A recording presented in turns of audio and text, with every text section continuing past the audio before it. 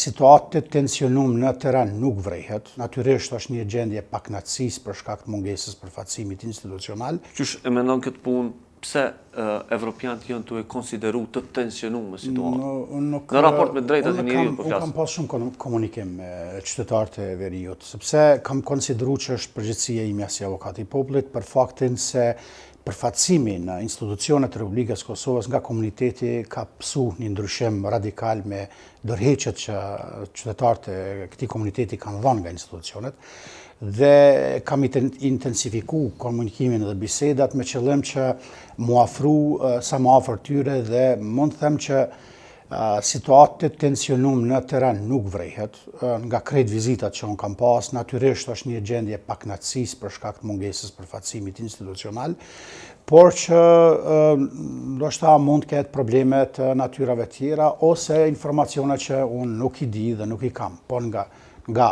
komunikimi që unë kam pas me qytetarët, ata kryesisht janë anku për aspekte që janë të natyrshme.